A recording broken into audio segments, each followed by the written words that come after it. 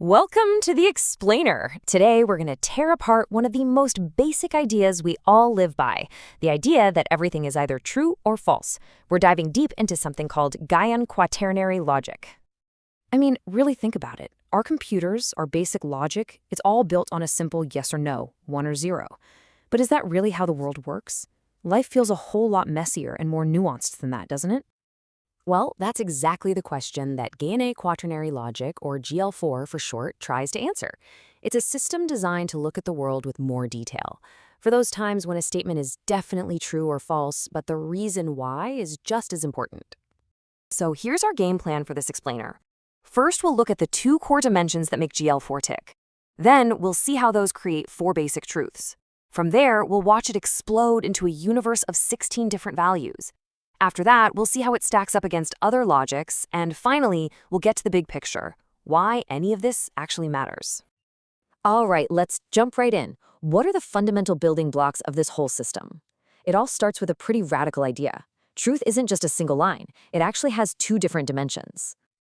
Okay, so the first dimension is something you already know, even if you don't use this word for it. It's called Verity. This is your classic black and white logic. Is something true or is it false? Simple as that. But here is where things get really interesting.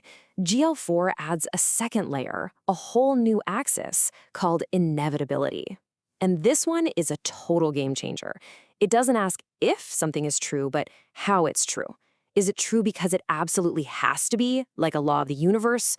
Or is it true just because, by circumstance? So the best way to think about it is this. Inevitable is like saying 2 plus 2 equals 4. There are no other options. It's always true, everywhere. Avoidable is more like saying it's sunny outside. Right now, that might be true, but it could easily have been cloudy. That distinction is the key that unlocks this entire system.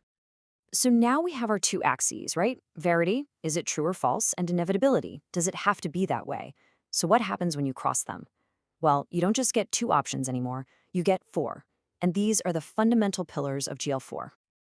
Just check out this grid. If you put true and false on one side and inevitable and avoidable on the other, you get these four distinct boxes. Each one represents a totally unique kind of truth. They're called EVAGs, which is just short for elementary values.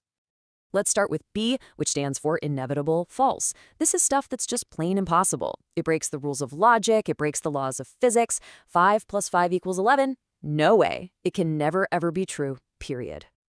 Next up is C, for avoidable false. Now, this is where it gets subtle. The statement is 100% false. Right now, Gyumri is definitely not the capital of Armenia. But could it have been? Yeah, history could have gone a different way. So it's false, but not because it had to be. It's false by circumstance. And on the flip side, you can probably guess what's next. We have D for avoidable true. It's a mirror image. Yerevan is the capital of Armenia. That's an absolute fact today. But is it a law of the universe? Nope. It's a historical fact, a contingent truth. It's true, but it didn't have to be. And finally, we land on E, the inevitable truth. This is the bedrock, the stuff that's true no matter what, in any universe, at any time.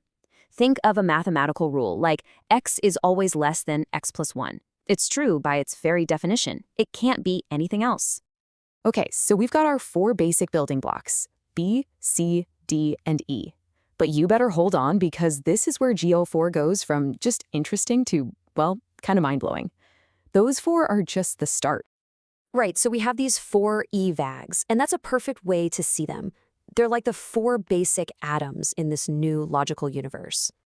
But what happens when you start combining atoms? You get molecules, and that's exactly what goes on here.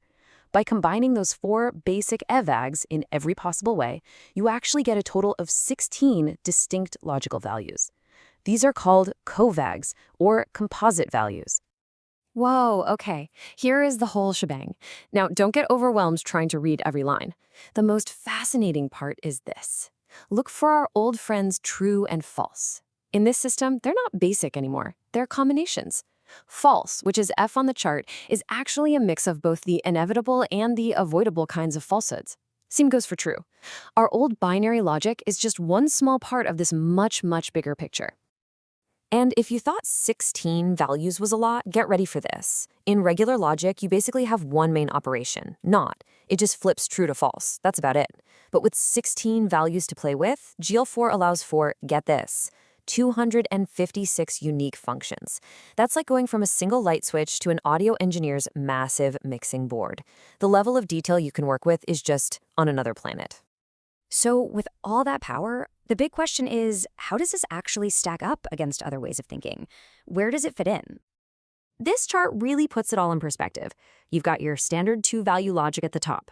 Then you have other advanced systems like Belknap's, which uses 4 values and is great for things like databases with conflicting information. But GL4 is playing a different game. It isn't just adding more values for fun. It's built from the ground up on that deep philosophical idea we started with, the difference between something being true and the reason it's true. So what's the big payoff here? Well, for one, you get to describe the world with way more nuance. You're not just looking at a fact anymore, you're looking at the kind of fact it is.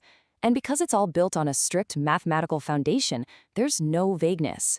You get to avoid all those fuzzy, kinda true situations, because every single possibility has a precise home. Okay, this has all been fascinating, but let's be real for a second. What is the point? What can you actually do with a system like this? Well, GL4 isn't just a toy for logicians. It's the powerful engine inside a bigger vehicle called Gayane Humanitarian Logic, or GHL. And GHL uses the incredible precision of GL4 to analyze really complex arguments in philosophy, to understand the subtle logic of human languages, and, of course, it has huge implications for artificial intelligence. And that really leaves us with one big final thought. We're building these incredibly complex AIs, and we're asking them to navigate a very messy, nuanced human world. So you have to ask yourself, is a simple on-off, true-false logic really going to be enough to guide them? Or do we need something more? Something that understands not just what's true, but why. A system like GLN4 might not just be a cool idea, it might be absolutely essential for what comes next.